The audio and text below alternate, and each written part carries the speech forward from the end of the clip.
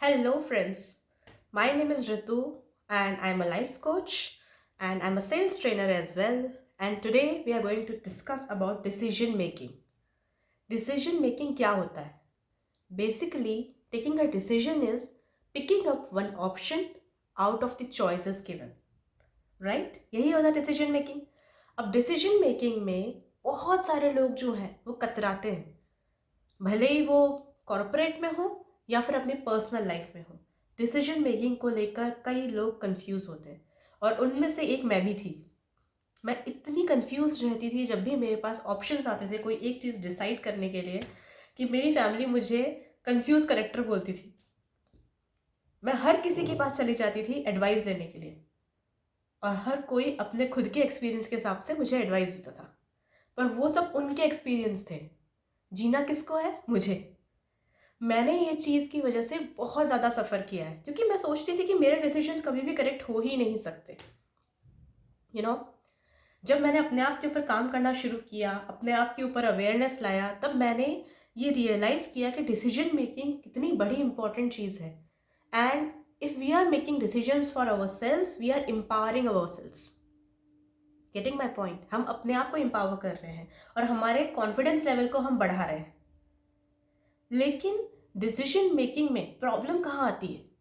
जब easy choices हमारे पास होती हैं तब तो हमें डिसीजन मेकिंग में प्रॉब्लम नहीं है।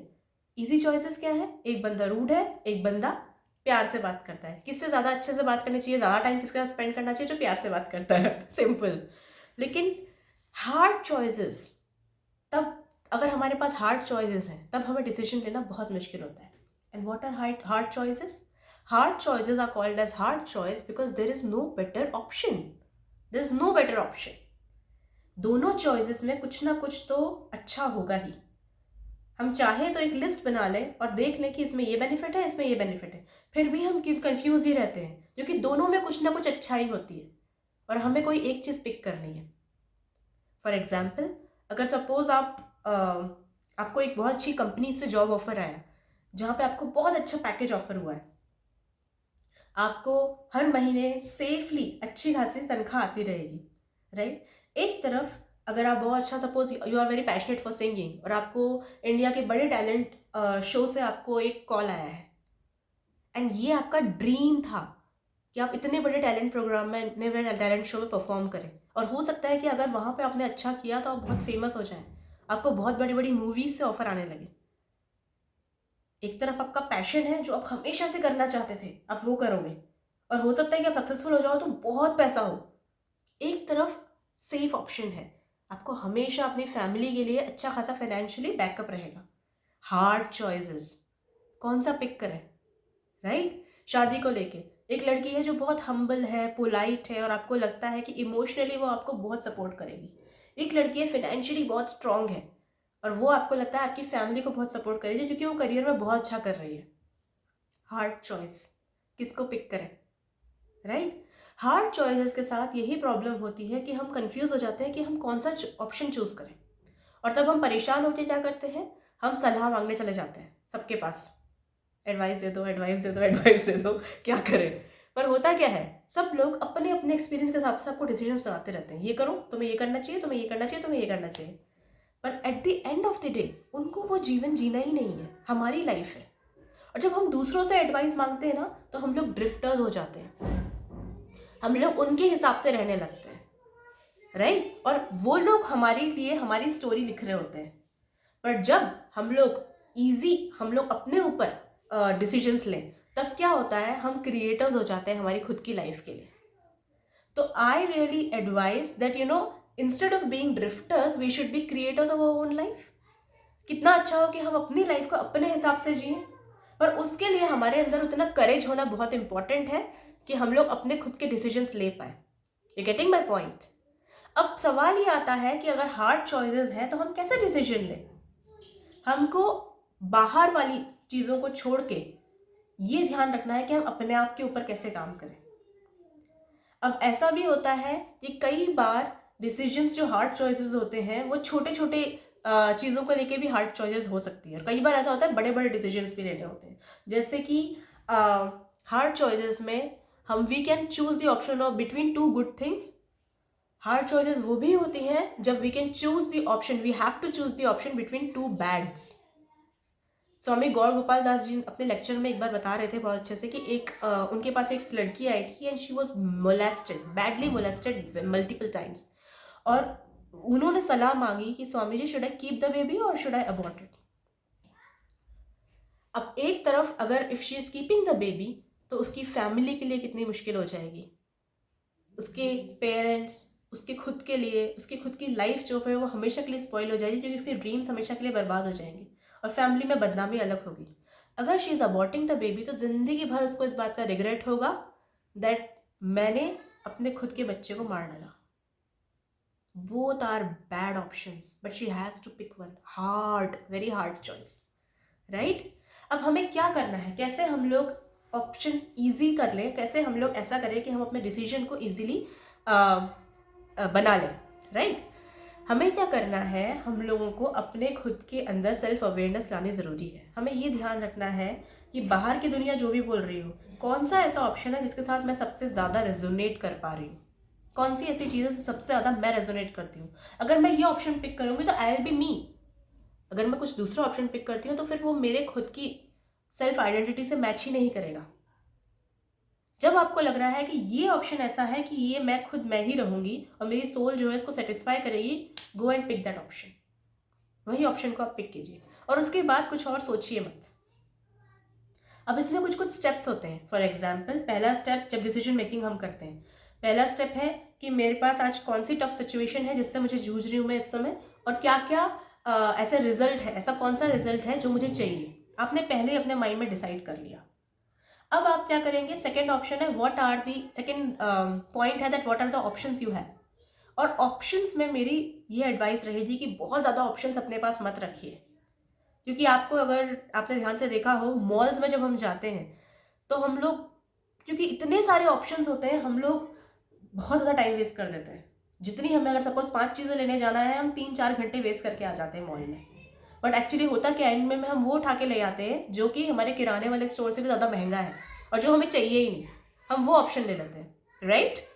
बट यहाँ पे क्या है, अगर हम किराने वाले स्टोर पे जाएं, हम क्लियर होते हैं अपने माइंड में, हमारे पास ज़्यादा ऑप्शंस नहीं है, हमें जो चाहिए वो हम लेके आ जाते हैं। यहाँ हमारी लाइफ की बात चल रही है तो हमें तो और ज़्यादा सीरियस होना चाहिए, बहुत ज़्यादा ऑप्शंस अपने आप को नहीं देने चाहिए। एक्चुअली क्या होता है कि जब हम, when we, you know, we have so many options, we end up choosing the option of no option। हम इतने कंफ्यूज हो जाते हैं। तो ऑप्शंस 2 या 3 बेस्ट ऑप्शंस अपने लिए डिसाइड कर लीजिए और फिर सोचिए कि कौन सा ऐसा ऑप्शन है जिससे कि मेरे जो रिजल्ट जो मैं चाहती हूँ उससे मैं सबसे ज़्यादा क्लोज फील कर रही हूँ। और जो ऑप्शन आपको सबसे ज़्यादा क्लोज लग रहा है उसको पिक कर लीजिए, make that decision. 4th step.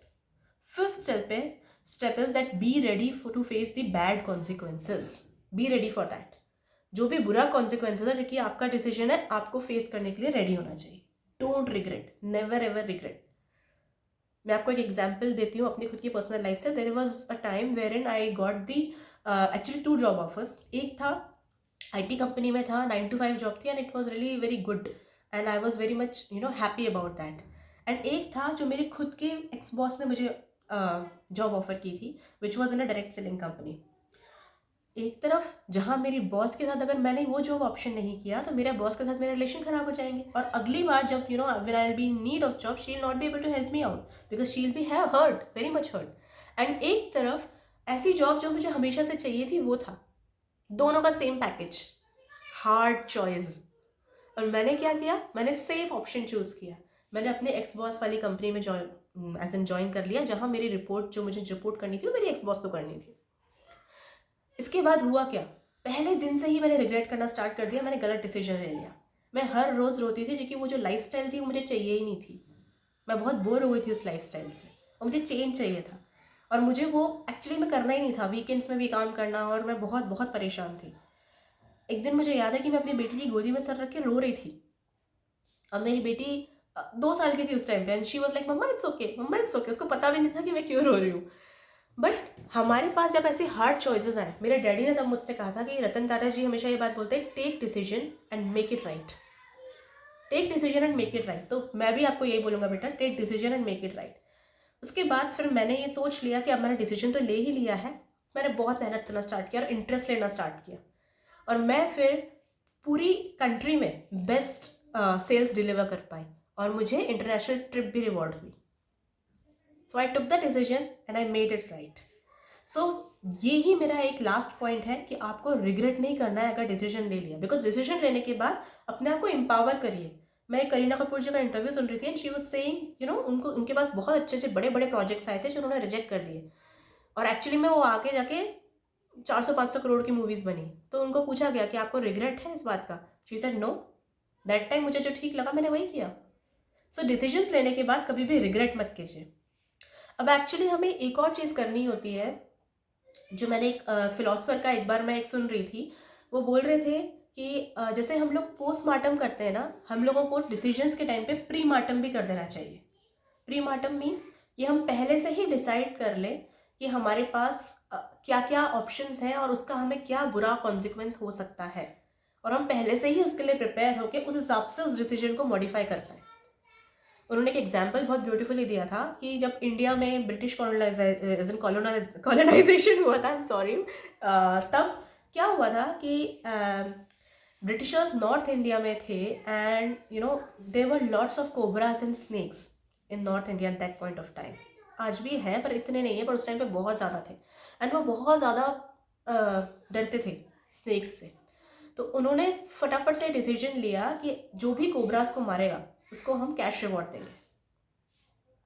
अब क्या हुआ कि उन्होंने डिसीजन ले लिया, कुछ सोचा समझा नहीं, पर उसके बाद जो लोग कोबराज की ब्रीडिंग करना जानते थे, जो सपेरे होते थे, वो इतने सारे कोबराज पैदा करने लग गए कि उन्होंने इसको मनी मेकिंग बिजनेस बना लिया. कोबराज पैदा करते थे, मारते थे, पैसे लेते थे. अब अंग्रेज तो अपना सर पकड़ के बैठ गए कि ये तो बहुत बड़ा गड़बड़ हो गया. तो उन्होंने क्या किया, उन्होंने और एक डिसीजन ले लिया कि अब हम किसी को पैसे नहीं देंगे. और बुरा हुआ, उन्होंने 4 गुना, इंडियंस ने क्या किया, 4 गुना कोबराज को पैदा करना स्टार्ट कर दिया. तो क्या हुआ, उनका और नुकसान हो गया.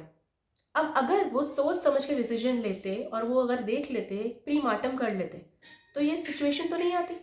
तो इसीलिए प्री मार्टम करना बहुत ज़्यादा ज़रूरी है. हमें पहले से ही पता हो कि मैं डिसीजन तो लेने वाली हूँ, लेकिन इसके बाद ये बुरा भी हो सकता है. क्या मैं इसको कुछ ट्विस्ट करके डिसीजन ले सकती हूँ? क्या मैं प्रिपेयर हो सकती हूँ क्या पहले से? और एक चीज़ है, डिसीजन लेने के टाइम पे हम we need to think about the basics, that हमारे बेसिक्स तो स्ट्रांग है. जो भी मैं डिसीजन ले रही हूँ, मेरे बेस नहीं हिलना चाहिए. तो इस पे और एक बहुत ब्यूटीफुल एग्जांपल है कि 1999 में जब मार्स के ऊपर टेम्परेचर कैसा है, वेदर कैसा है, ये देखने के लिए एक्सपेरिमेंट्स हो रहे थे, तब नासा ने मिलियंस ऑफ रुपए खर्च करके, मिलियंस ऑफ डॉलर्स खर्च करके उन्होंने स्पेसक्राफ्ट भेजा था, जो कि 10 महीने में जाके पहुंचा, और वो मैसिव फेलियर हो गया. और वो क्यों हुआ? क्योंकि उन्होंने बहुत छोटे छोटी टीम्स बांट दी थी. कोई मैट्रिक्स देख रहा है, कोई कुछ देख रहा है, कोई कुछ देख रहा है, और हर किसी की कैलकुलेशन में थोड़ी बहुत गड़बड़ थी. सबके डेटा मैच ही नहीं कर रहे थे.